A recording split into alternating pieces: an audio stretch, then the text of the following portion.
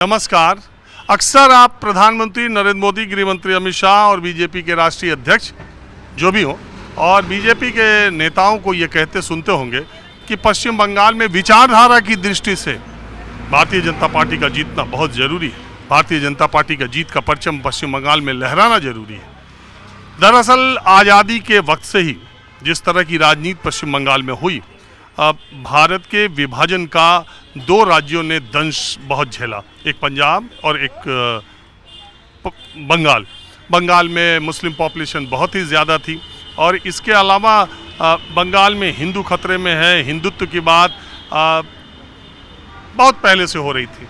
आनंद मठ, बंकिम चंद्र चट्टोपाध्याय ने जो लिखा और बहुत सारे साहित्य, बहुत सारी चीज़ें, और हिंदू धर्म की मान्यताएं भी पश्चिम बंगाल में बहुत ज़्यादा थी।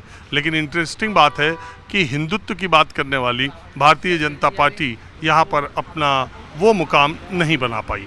उसका पहला विधायक टीएमसी के ही सहयोग से जीता। तो विचारधारा की दृष्टि से बीजेपी ऐसा क्यों कहती है? उसकी वजह यह है कि जहाँ मैं खड़ा हूँ ये भारतीय जनसंघ के संस्थापक डॉक्टर श्यामा प्रसाद मुखर्जी का घर है, जिन्होंने भारतीय जनसंघ की स्थापना उस वक्त की जब चौतरफा आरएसएस सवालों के घेरे में था। महात्मा गांधी की हत्या हो चुकी थी, आरएसएस पर बैन लगा हुआ था और उसके बाद डॉक्टर श्यामा प्रसाद मुखर्जी ने ये तय किया कि एक हिंदुत्व की बात करने वाली पार्टी होनी चाहिए और उसके गठन का प्रस्ताव रखा, नींव डाली। ये देखिए, ये जो घर है भवानीपुर में, ये घर आशुतोष मुखर्जी जी का है। श्यामा प्रसाद मुखर्जी के पिता आशुतोष मुखर्जी बहुत ही विद्वान माने जाते हैं। कोलकाता यूनिवर्सिटी के वाइस चांसलर रहे, जज रहे। उनके 4 बेटों में से एक डॉक्टर श्यामा प्रसाद मुखर्जी 33 साल की उम्र में पूरे हिंदुस्तान में उस वक्त सबसे कम उम्र के कोलकाता के वाइस चांसलर बने। किसी भी यूनिवर्सिटी में उतने कम उम्र का तब तक कोई वाइस चांसलर नहीं बना था। वैसे तो श्यामा प्रसाद मुखर्जी ने अपने राजनीतिक करियर की शुरुआत भारतीय राष्ट्रीय कांग्रेस से की, लेकिन बहुत जल्द ही मतभेद होने के बाद उन्होंने लेजिस्लेटिव काउंसिल का चुनाव निर्दलीय उम्मीदवार के तौर पर लड़ा और वो जीत गए।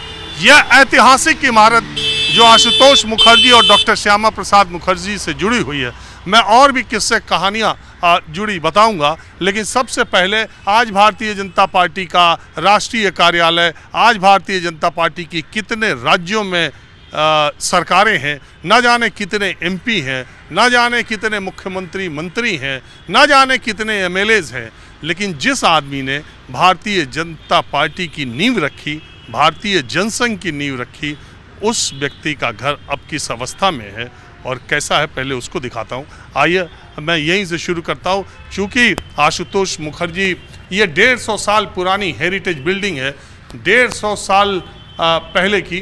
52-53 बरस की उम्र में डॉक्टर श्यामा प्रसाद मुखर्जी का निधन हो गया था और इस बिल्डिंग में अब उनके ग्रैंडसन, जो कि वो भी जज हैं, 3-4 पीढ़ियों से इनके घर में लोग जज हैं, उनकी 97 साल उम्र है, यहीं सामने रहते, लेकिन तबीयत ख़राब है तो बातचीत करने में वो सक्षम नहीं है। मैं आपको दिखाता हूँ।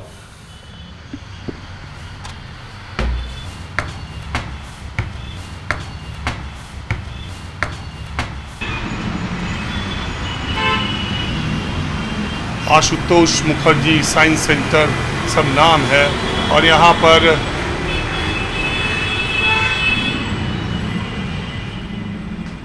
देखिए एक लोग हैं काम करने वाला, यही अपना एक जो इन्होंने संस्था जो बनाई है वो इसी परिवार के लोग देखते हैं।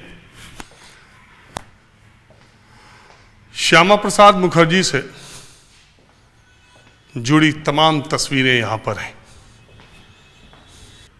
जिस नारे का हवाला देकर आर्टिकल 370, धारा 370 को संविधान से खत्म करने का काम मोदी सरकार ने दोबारा सत्ता में आने के बाद किया था, वो नारा डॉक्टर श्यामा प्रसाद मुखर्जी ने जिस समय झंडा फहराते वक्त दिया था, ये उस वक्त की तस्वीर है जब उन्होंने, यहाँ पर लिखा भी हुआ है कि उन्होंने आरएसएस का झंडा फहराते हुए 1912 में स्लोगन दिया, एक निशान, एक प्रधान, एक विधान। पूरे देश के लिए कश्मीर समेत ये नारा उन्होंने दिया था और इन्हीं श्यामा प्रसाद मुखर्जी के दिए नारे और सिद्धांत को फॉलो करते हुए आज की मौजूदा सरकार ने 370 ख़त्म करने का काम किया था। और अब आपको तस्वीरें तो बहुत हैं और कहानियाँ बहुत हैं, लेकिन मैं दूसरी जगह भी चलना है। अब मैं आपको दिखाता ये हूँ कि अलग निशान के मुद्दे पर अपना विरोध दर्ज कराने के लिए डॉक्टर श्यामा प्रसाद मुखर्जी, जो कि संविधान सभा में भी सदस्य चुने गए थे, और उसके बाद पंडित नेहरू ने राजनीतिक विरोधी होने के बावजूद उनको अपनी कैबिनेट में शामिल किया, लेकिन बाद में कुछ ही दिनों के बाद उनका विरोध हो गया और उन्होंने उससे इस्तीफा दे दिया। हिंदू महासभा में बहुत लंबे समय तक जुड़े रहे और भारतीय जनसंघ पार्टी की स्थापना की, जो इंदिरा गांधी के खिलाफ जब जनता पार्टी बनी जेपी मूवमेंट के बाद, तो भारतीय जनसंघ ने जनता पार्टी में अपने आप का विलय कर दिया। बाद में जो लोग भारतीय जनसंघ में के लोग जनता पार्टी के सदस्य बन गए थे, चौधरी चरण सिंह और दूसरे कई नेताओं का ये कहना था कि वो आरएसएस की शाखाओं में नहीं जा सकते, जो लोग जनता पार्टी में हैं। इस बात पर और कुछ और बातों पर विवाद हुआ, जिसकी वजह से भारतीय जनसंघ के लोग जो जनता पार्टी में शामिल हो गए थे, उन्होंने जनता पार्टी से अपने आप को अलग कर लिया और 1980 में भारतीय जनता पार्टी फिर अस्तित्व में आई। यानी भारतीय जनसंघ में अटल जी, आडवाणी, ये सारे लोग उस जमाने में थे। तो उसका विरोध करने के लिए डॉक्टर श्यामा प्रसाद मुखर्जी कश्मीर यात्रा पर गए, उनको गिरफ्तार कर लिया गया। गिरफ्तार रहने के बाद उनकी वो बीमारी थी और उनका गिरफ्तारी के दौरान ही 23 जून को उनका निधन हो गया। गिरफ्तारी 11 मई को की गई और 11 मई को उनकी गिरफ्तारी 1953 को की गई थी और फिर उनका निधन हो गया जेल में रहते रहते ही। ये वो तस्वीरें हैं, ये जब नेहरू की कैबिनेट से इस्तीफा देकर श्यामा प्रसाद मुखर्जी आए तो कोलकाता के हावड़ा स्टेशन पर उनके स्वागत के लिए जो लोग खड़े थे, ये वो तस्वीरें हैं। और जब उनका शव कोलकाता के लिए लाया जा रहा था, यहीं से 1952 के चुनाव में वो कोलकाता शहर की सीट से लोकसभा में भी चुने गए थे। उस समय लोकसभा के सांसद के तौर पर भी थे।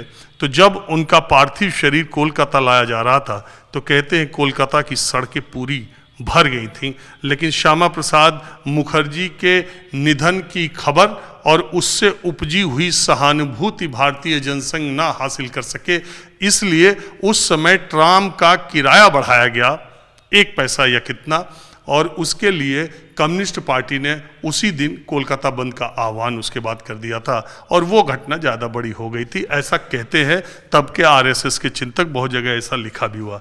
और ये डॉक्टर श्यामा प्रसाद मुखर्जी का चिर निद्रा में लीन ये फोटो है। ये उनकी आखिरी यात्रा का फोटो है। मैं आपको इसलिए दिखा रहा हूँ कि इसी व्यक्ति ने उस विचारधारा की जड़ें उस पॉलिटिकल पार्टी की इन्हीं जगहों पर बैठकर बनाई, जो आज दुनिया की सबसे बड़ी पार्टी है। और इत्तेफाक देखिए, आज मैं यहाँ आया हूँ, 24 घंटे पहले ही भारतीय जनता पार्टी को अब तक का सबसे युवा राष्ट्रीय अध्यक्ष नितिन नवीन मिले हैं। और ये वो रूम है, उस जमाने में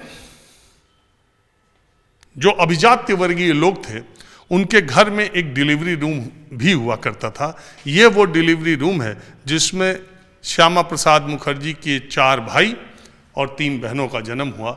श्यामा प्रसाद मुखर्जी के पिता आशुतोष मुखर्जी तो बहुत ही विद्वान थे ही, उनकी माँ भी बहुत पढ़ी लिखी और मेडिकल की छात्रा रही थी।